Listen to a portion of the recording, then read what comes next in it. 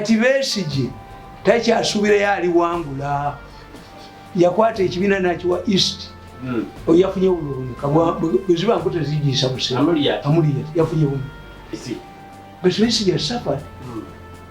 How many times has Nandala Mafar had a stint in prison? Besigye was charged of raping a woman 2 years after the alleged incident. When by the time other candidates were campaigning, Besigye were kept in courts of law. Yes, the man has suffered the agree. Bano babalimba mutwalo yanalwanyisa Museveni mubbi mufere bete kamya bete kamya gamba sebo ng'omukazi oli ayogerwako mu Bayibuli bwe yajja n'akwata ekinagiro kya Yesu amwenya ekikolokoto nange bwe nzize wano na mirembe sebo nkusabe Federal Alliance erirudda baana bebe balisasula bali batafiiridde mu jeeru baana bebe balisasula kakati Besigye tudde kyasinga okwagala ki ekibiina Ssemuju ng'anda ne Nandala Mafar. They are trading accusations of corruption. But when you compare Nandala Mafar, the Nigeria, there's some young one to Ogusalirani.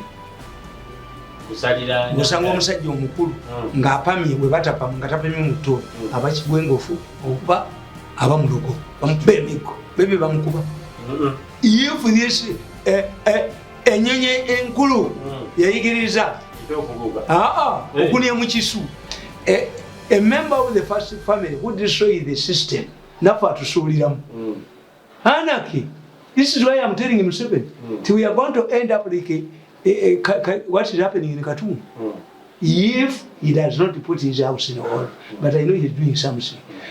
Omayiro achi fighting it so koma Khartoum anti ba generals omwai nakufa bakudduka tewali ali willing kudduka these days ba committing crimes against humanity. They are lucky that the corruptible ICC is in the charge.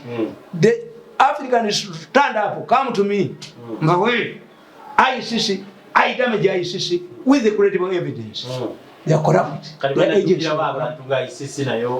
They are corrupt. These agents masquerading as ICC agents who took bribes and they dropped a serious case was involved in the extracting organ. No. And Museveni cannot allow, he's aware. If he allows the people to extract the organs illegally, are we going to turn this country into a butcher chamber? No. A slaughterhouse. A person who is not about Nabali, but I want to say a human being. When you are contented, you have a lot of money, why do you engage in killing people to get organs? I can play the tape nakawadde akali emulago oyo omukazi ajja kudduka kubateeka emulago nebagoba omusajja omukulu an expert yanyuma bwe ojja kudduka ekiribeera emulago ojja kulaba abambadde amagandula bayita madirisa ojja kulaba erukazi abambadde tubatresinga yonna gye bakola ekyali mu Saalubati Kkwo the Chinese operated there a separate unit Saalubati Kkwo challenge me litikazimba challenge me muwakatambe mukuba akatambe awulire nabutereka for future bond kakati Besigye bagala kugwera wala ino mubala ekibiina kya Besigye akesimba Mirundi mingi nnyo what is suffered as Nandala Mafar suffered like Besigye ani asinga okwagala FDC Besigye yagirwaniridde FDC is inseparable from Besigye Besigye yayimirawo emirundi emeka nabaga nti Besigye ajja kudda nga gundi awangudde Odinga would get impotence nodinga wangu kasubu dinga yakwa chances of Besigye becoming president nezikola Besigye was chased away ngakabaka akwata bisumulu za kula omwaka seven namukolerete kabaka wawa ya create abaneteka ba America mutugambire banatuli yasiba mu gundi angaka anadire tolubayi Museveni yagamba we are in danger. One of the traditional leaders who must divorce themselves from politics is provoking us, and we don't have a law. The Bakoneteka NHW Kabaka loses recognition. That's why Museveni will never sentence him. There's no more powerful leader. Powerfulness depends on your assessment. Nti omusajja ow'ebugwiso ayina abaluya babe. Omusajja ow'esebbeeri ayina abakerenjini babe e Kabaka waabwe. Omusajja owagundi omukonjo gundi His Excellency Mumbere ayina abakonjo milioni 10 kati nga across 2 countries kati wa Buganda ayina abameka banji bali Uganda is 18%. Uganda's population and get census results mulimu uyizo kusanga Mumbere asinga kabaka yes sikiwa where the kabaka gets ate kabaka aluzimu a king produces biologically a religious leader produces physically ndi papa jawana n'alambula ensi yonna kabaka nga yage okujja kwana muri wa sente mbwala zebunyo wane gosese amasaza ne gakomawo abaganda nabafunide emirimu bali ku rutingo batwaleyo bafuna amafuta so make him self relevant completely kakati Besigye today yasinga okwagala ki ekibina Ssemuju Nganda ne Nandala Mafabi they are trading accusations of corruption. But when you compare Nandala Mafabi ne gye yali akola ne Ssemuju omwana omuto ogusalirani gusanga omusajja omukulu ng'apamye bwe batapamwe nga tapamye mu ttooyi abakigwengofu okuba abamulogo bamukuba emiggo bebe bamukuba if this ennyonyi enkulu yayigiriza okunia mu kisu mwakikyusa kubanga ekyana kino ekinyonyi kisanga bakadde bakyo tebalina ttooyi nga bania mu kisu nakyo ne kinyamu fe abantu bakutwala mu ttooyi onianga mu ttooyi. This is the good language. Nandala Mafabi yayigiriza Ssemuju kubanga is oloda yafunanga dola mmeka. That's why the issue of corruption does not raise issues. They are all nti onkuba nti ndi mwenzi gwe toyenda nalaba omukazi omugezi nalaba omukazi omugezi Olw'Embeera omukazi yali alina omusajja ne bbawe n'aleeta omukazi ne bagamba omusajja nti ebisenge bijjudde naga nti batukuliretera akabizi batuwe ne bbiya tulinde ate banaasulamu ne bagenda bagamba omukazi yali ayenda nti owaaye bala ali bweru tofuluma omukazi yafuluma ali olomusinekete nalyoka akwata bbaawe nakutegeera toleeta abakazi wano omusajja ye yadduka buddusi omanyi abakazi be baleberawo omusajja tayagala commotion yotema anti nekabajja kumanyi ate abo abasajja abende ennyo eka babakuba kukabanti kukalantini pana kombya abatya mukazi we bwamukona kana amupa oluyi ganda tundulerimu kozi naye yetegekera kigwo tumukoya kati ng'ekyagenda kumegana oyiba bagala nnyo ate abebwe olaba nga bagambwa abebweru baba n'amaanyi baba abetegekedde eno talya nono talya nezidde okunywa sinenya Ssemuju mwana muto obufere yabusangawo mu FDC if Nandala knew all of this information signboard zibiki why didn't he refer Ssemuju to disciplinary measures? Yes, Ssemuju likes the party yayitamu mu Buganda he stood up he rejected no yagana nayimirirawo n'ayitamu so Ssemuju knows that we will never cross to chi omanyi Ssemuju muwanga kivumbi eyo type yawe mpuuga yali emmengo Olw'Embeera yakola ensobi tabeerangako makerere nabo tabeerangako mugiridi y'emakerere oyo sipiika bonna baali wansi wa Mao n'olanya naye yali wansi wa Mao Mao's government Mao president yagenda emakerere for the first time Mao bwe yali amwaniza yagamba my fellow president yes olunaku lumu beediima ne bagenda ewa Museveni n'abagamba bakoledde concession nene Mao n'amuga put it in writing Museveni n'afuluma ebweru ng'akimye olupapula bagenda okuwulira bannabo bakubira essimu ng'e university agiggadde how can you tell the president to put what he has given in the writing? It means he is not. Era nalaba omukazi omusiru mu State House yamugamba abaana bo tebasoma why don't you enroll them in UP is free naye UPE naye bagiteekamu omwana bikwe okulisaizinga eki yali mugambye nti essomero lya UPE liri far away abaana tebasobola kutambula ekanibikidinapu muzeyi naawe owulira nti abaana naye yamugamba omukazi omusiru UPE naye bagiteekamu abaana tebaba namagezi tebamanyi kikoona nze ayembalasiti wano paso era kinnuma ate nakyogera innocent ti olunaku lwabamaama mpayo ku kasente ngende mulabe kozi yo wawe yafadda teyamulabako you feel offended bwabataba mukwano gwonnyo ti omanyi omwana wange semester esemba y'ennemi omugwali munnasale omuvuma magufa bwemubanga musaba abantu graduation money graduation bamunya n'omuntu bannange mami gyali mami yafa kazi yange mami we yafa taata we yafa kyange yabadde mu famire yekka era famire eweddewo abasiraamu nga bwe muli bayambi mufune keyateeka alabire famire yakyanje aleme kukolaki mumubulemu ekintu ti oba kyanje omemerero ward eri kibuli this is permanent a new generation wasi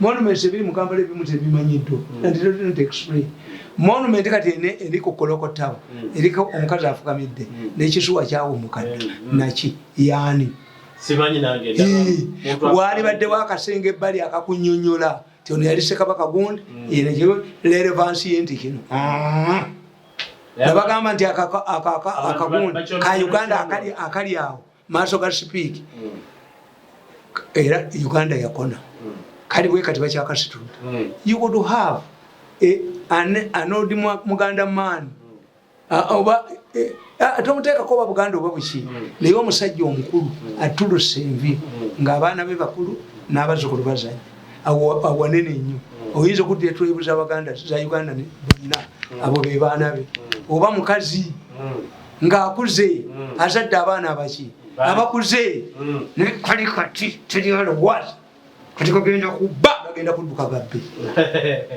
akati Besigye that's one. When we talk about corruption, Besigye is not involved. When you charge Nganda with corruption and Nandala is corrupt, none of them is denying the accusation of corruption.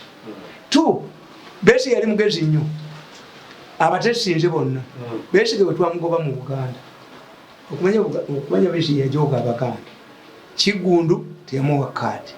Obviously Kigundu was better than Gundu to pull people ekibamu Besigye betikabwa emufuula n'akomyo engalabi Besigye yatugobera emisege kateeka ya went to him he came back an envoy Besigye ekintu yakikola ki yakiwamba. This is why it is better to start a new party than joining an existing one. When you join the NRM at whatever level ojja kufuna bifo bya gavumenti ekyakigongo kyasalibwawo dda ekyamukula kyasalibwawo dda ekyamuseveni kyasalibwawo dda tebibwagizibwako yes okuva Mbabazi lwe yayagala omuwamba Museveni eneutralizinga secretariat power eri buweyuka you can pray todongo can be gondi no gondi baawugana bali omu maama kajanja nabo ne babeera omu ne bakola ki eyo yattayo buli kifo ekitabula Museveni yakitta yakineutralizinga temuli kantu kubanga ekikozinga trouble abasebbeyi bajja mukakola ddala nga battle kati Besigye yakiwamba Besigye yakuba emigo Nandala Mafaba yali akikubiddwako. The person who has suffered for the opposition in Uganda is Besigye, has paid a heavy price. Ono bamuteeka mu kayumba kamba ne bamukuba teargas ate yalina obulabirwamu bw'atabulira teargas okola yataba n'akakofiirako kana ak'emabega akabubiwa nakadayivaati ng'amasasi. He never suffered. I see. But Besigye has suffered. How many times has Nandala Mafaba had a stint in prison?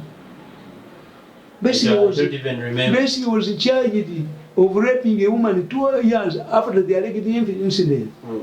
When by the time other candidates were campaigning, Besigye were kept in courts of law. Yes, the man has suffered, they agree. Kakati kitegeeza What does Besigye want? But he was given a lot of chances. And zirina. Siye. Nesemogereza agaana. Waliwo Tyson yakubanga abantu bonna paka lwe yaggwamu. Waliwo Muhammad Ali yakubanga abantu bonna. Kanu Kibaki yagamba it will those who think that they can remove Kanu, they are dead rumors. Kanu is comparable to a Mugume tree that cannot be cut with a razor blade. He who anaks. Abantu boogera ebintu bingi. Nabaga nti mu Uganda mulimu omukazi mu kinaana. Yaga nti Museveni wafuuka president wa Uganda nfumbirwa embwa. But he served under Museveni. Kyaki yagamba nti ebigambo munnabyabufuzi byayogera bwabirya tebikubya mpiiyi. He makes the statement according to ki. Walaba Kazinja. Gwe tewamulaba kuba mitanga Luke Kazinja. Luke Kazinja yali mubaka wa parliament. Abali UPC ne batta abazungu babiri ne babasuula ku nnyumba ye. Ng'akanya okuyingira ki UPC. Ebakati kali mu mpeka ya munyumba y'ensimbo yali Kabule. Kakati Kazinja kye yakola n'abulira mu parliament n'ayingira FDC. Yaddamu okulabika nga yino mukazi muwala we yali azze okuzaala ne bbaawe yali azze okulaba omwana bonna tebaddamu kulabika muwanga yabatta. Kati teyayingira yenala yayingira ki FDC. Kazinja yasomesanga public relations Mugundi. We Institute of Public Relations. The other person who was in the job during this government, Yeri Kanyihamba, Bari Maniganyi, a public relations officer, or Ministry of Commerce, Kanyihamba, Ministry of Commerce. Kayama Yavuma Balamus, Intivation Mr. Vaso, Vamu, what you just, Wamu, this of justice, Abalamus Vaporotist. You got the Vaso, ma'am. You have Vuma. Serious? Hey, and Kanyihamba, Eliatoni General. Yes. Kati sawa eno akolokota nnyo. Kakati Kazinja enala esiba Katonga. Kazinja nga anywedde omwenge. Yabasinga press conference enkabako Federal Headquarters. N'agamba ono Museveni kituba tumukola tuyungule abantu 1,010,000 twolekere Katonga tugulirwa mpaka. Tugula Katonga atamidde mu bwe bayingira yekukuma mu nju. Era is a man who has died mu bwavu obw'ekitalo. So abantu bye boogera ebimu ffe twaseesinga nti I'm talking to who? Abasajja ababa obuuma obwo bubakwata babuteeka mu nnyuma. Obuuma obulala buli mu nviiri, abakazi babuteeka mu nviiri. Obuuma obwo why do you trust? Are you a prostitute? A prostitute is daring. Nina bakubulira ebizibu byabwe. A prostitute balina kati bayiga wotereza bumwe babeera. Akuga nti bobantu ontwalaka. Obusajja obujano obukyayina buki. Bulina obusolo bumpi bwe buti buyinza okugandika bebe. Bukwebakako buna. Bujeyo $10. Abamalaya tebagenda mu private homes zaabwe. Bonna bakwebakako ne sente zebakwatire bakuba ne bazikujjako ne bakanyuka ku kkubo. Kakati bamalaya nabo balina mechanism. Naye mwaboogera buli kintu kyonna. Are you addressing irale? Nerali yonna tiba ya kibiina kyo. Mazima. Si buli kimuntu kyogera. No. Abantu abo oluva mu rallies Uganda kakati efuuse ya misege. Nze mbalaba. Oluva nkugambye nti abo meeting yaabwe yawedde. Somebody nabagamba serve my visitors dinner. Ne babasavinga. Bwe yavuddeyo yatuukidde wano nga nze ndi mulwadde. Sirina ssente za M.i.S.O. Naye kaleeta enkawulire. Ko nze tamanyi nti nze ekyuma takiraba ekikakwata. N'engoba embwa yabadde alibirawo pisto n'enjijayo. N'atumira gate paka lwe yagenze. Ako nakafunidde bwereere. Naye komyewo ababadde ne munnaabwe nga banywa kasajja embwa. Tuli kwana kana embwa obugwa. Kakuba akasajja. Museveni akawulire. Kakube. Kajja kufuluma Uganda kati. Kafuluma Uganda n'entu yaako. But what I take it about, don't allow such a people. Bajja kubako sente. If you say nti gundi Bashiri yabaddukako n'alaga ew'omuke. Mwamuteekamu sente nyingi ne mwana omulimu mu M.i.S.O. Kati oyo afudde. Who is going to work for you? Yes. Kati Besigye takyasuubirayo aliwangula. Yakwata ekibiina n'akiwa East. Oyafunye obulumi. Bwe ziba nkute zigiisa buse. Amuliyat yafunye obulumi. This man, Besigye out of ng'omukazi azaala abaana ne bafa. Bamukaka okasi muyonka.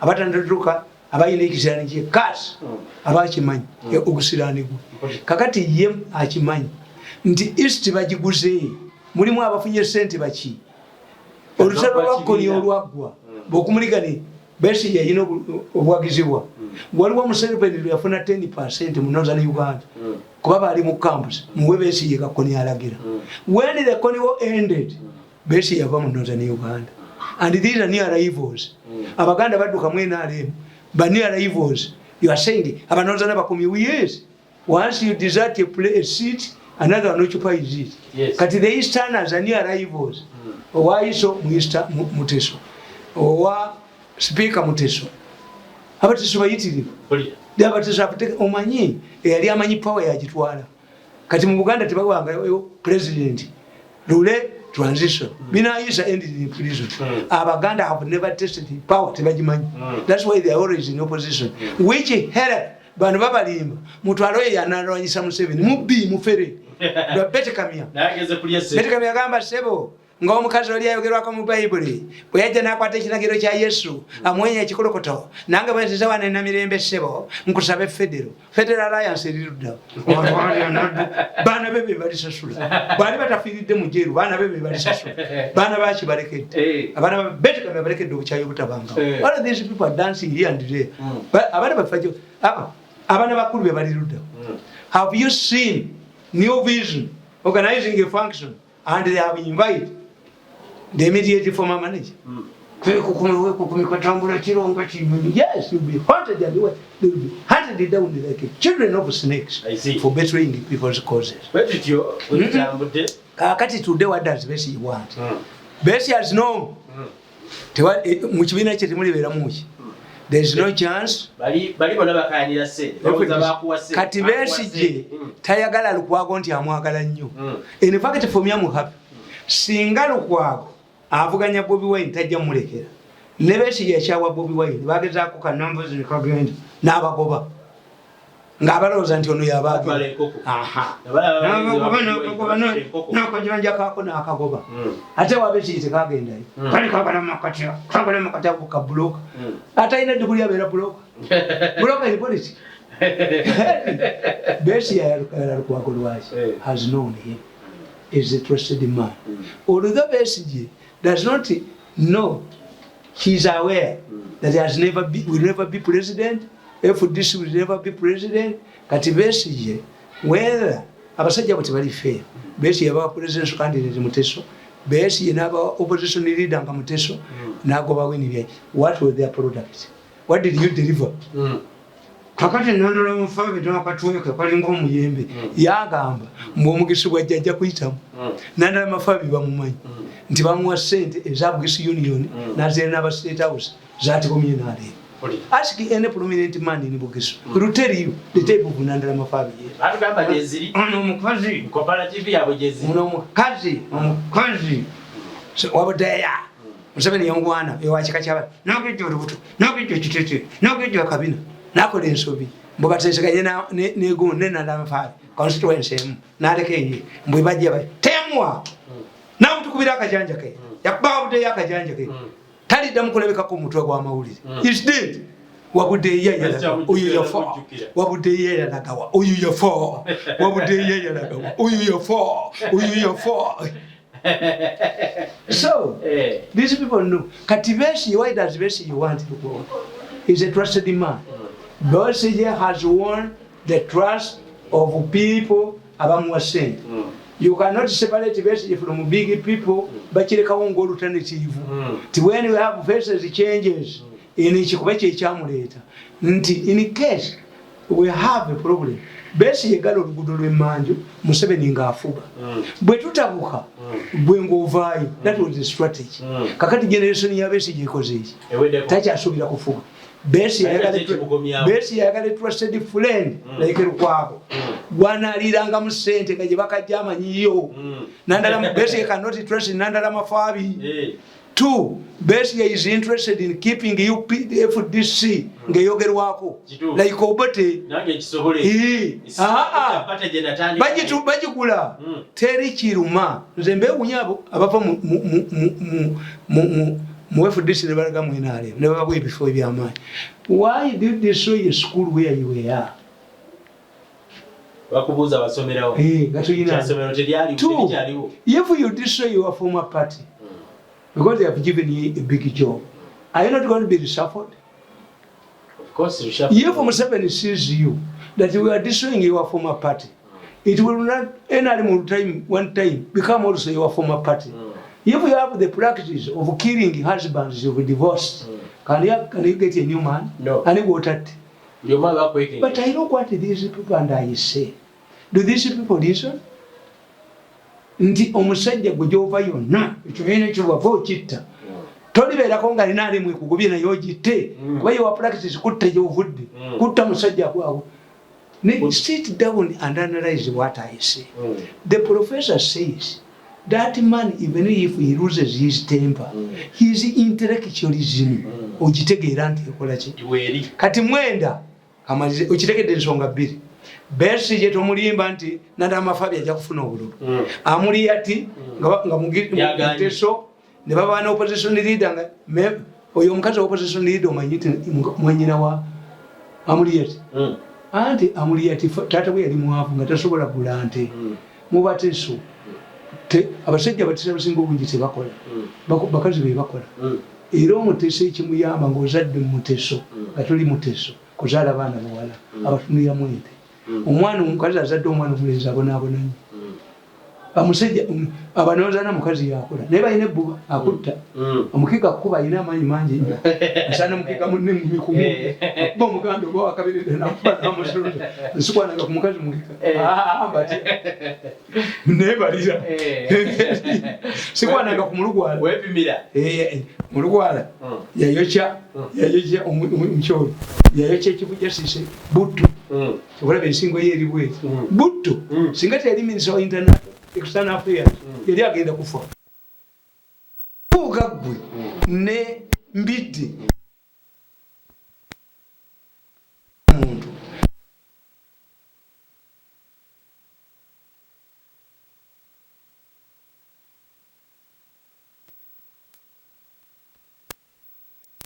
mbuga dinayo omwana owahaya diprovide aladisiwera akayi yiteekamu yekasendena was it an omission from nembidde evuganye bokka bonna baabwe NRM mwaga nti mwalina candidate NRM oyo mpuuga waabwe serious nebanakola kyekiyogeza oluzunguzungu balufuna nakuba amatanda wa NRM serious mpuga wa nupu. Let you go to the secretariat and ask whether NRM sponsored the candidate in that constituency.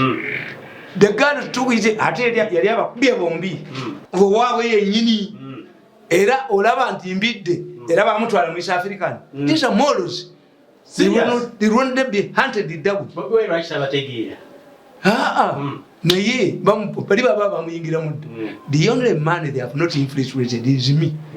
Kuba mmanyi bajja kudduka tebayinza kubeera wa. You can play around with the tricks. Obote yaga nti yajja n'okukodesha ena mwenda. Teyadduka n'addukira mu buutu. N'abaana abatojoga bajja kubalaba banoonya. Amanyi gaabwe gawedde. Omanye ekikere bwe kibeera mu kidiba tekitegeera nti amazzi gakendeera. Kigenda okuwekinga apo nga kiddussemu n'okudduka. Waliwo ebikere ebiraba amazzi biri wansi biraba amazzi tebiraba reality. Naye bajja kulaba emisiri. And they have created a very dangerous situation. Nti muhozi yabagenda mwekizaire mwe musigale wano bannaze kulya aya kaba baba tujirewo kati mulinde mbadde kati malira n'ekyamwenda. Why I trusted Mwenda nti muyina mu katambi nga omusajja alese diiru yokolamu ebyenda.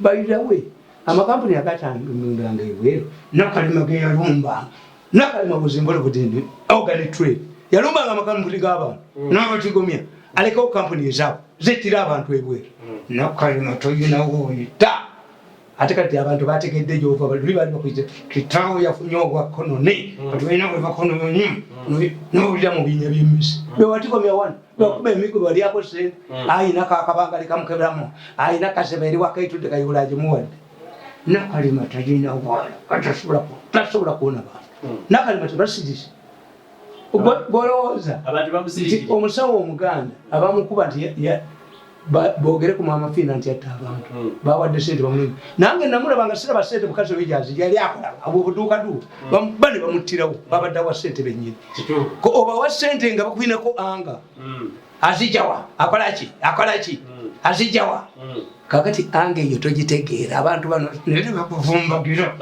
balivumbagira beti kametali soja nsula bwali batadduse bamutunulira bati bamutunulira mukoona bwe bamulinze kakati nakyo omwana oyo mwenda bwe baleeta ddiirwe kazija bakayita ngamula bakasibira Pakistan ICC nekasiba bakafayininga 5 million bakasiba mukomera emyaka 5 ate nekaliviiringa bano begulayo balina state money begulayo tayabula the proceeding. The first flight of Uganda Airlines took a container to Mombasa. Is yaogane waliwo container gyemanyi bweri abalimu okujjawo mwenda baatula mu meeting nga badiscussinga organ trade. Mwenda n'abagamba have evaluated this trade is very profitable. But before I engage in any business, I ask myself, am I a producer? Am I a middleman? Or am I a consumer?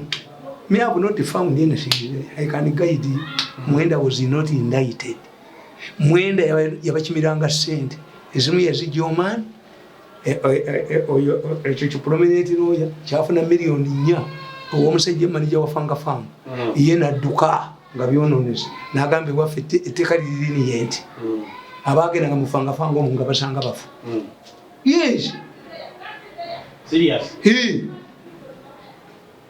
bafangafanga esigalawo the owner enawe ye yabawa millions of dollars ennya nadduka kakati mwenda we mutiira nti yabagamba njabbawo amagezi n'okubakimira sente ezimu yazibawola musajja wa ali mu omaani mwenda yazibaliza nali yakenjawo mwenda did not participate at his age for money yamanya future otyanga nnyo omuntu amanyi future nti sinza ko omusajja ono bwe yali angoba yalaba essiro eriryawo n'abamuwaga simufukidde ziki sente zesiziganye. If you knew that you had better brokers, who can destroy me, as this kafuru is saying? Ate watindetedde zaaki omukazi amaze okuganda sente zombu obadde na mubi kankukubirako mu ngalo muganda wange naye bwonnumba era kana akakofiira manyi nina kutiya namba we bwe baali bannongooza mutabani wange looya yayingiramu so nzenna balooya bano the person a doctor is not allowed to operate his wound family.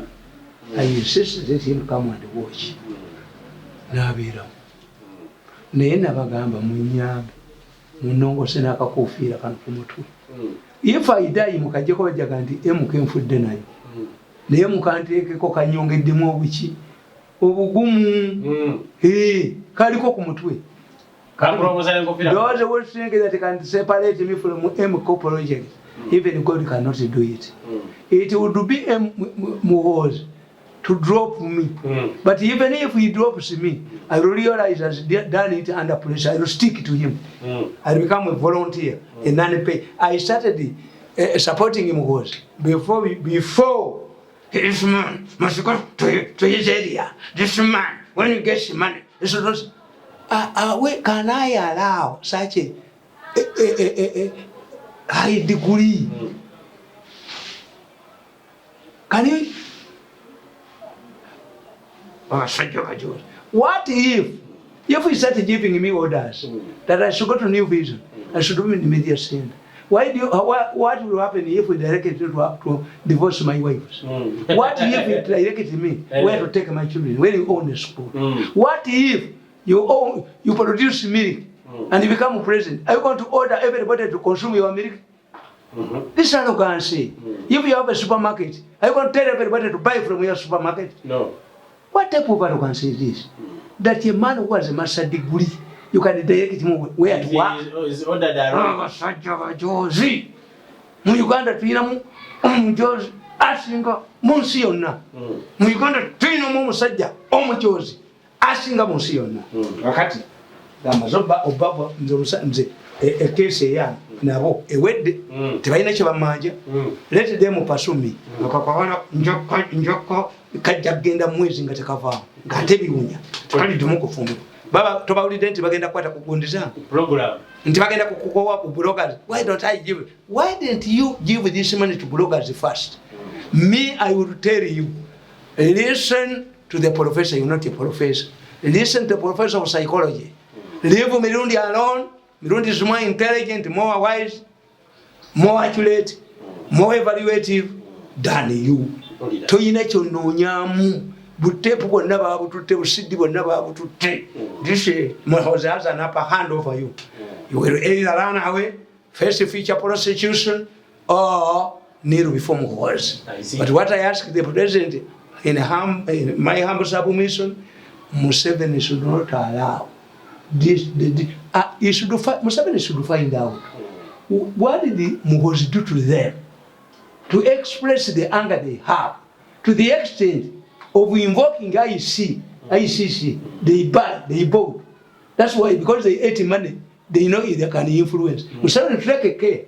Abasajja bano bakozesa bawe ekitegeeza balina agency baabwe muki basobola bakugambe balina sente empitirivu basobola okera ku bakyanga Museveni bamujimbi ne mutani we bamujimbi ono fake information kuba bagikulako ICC.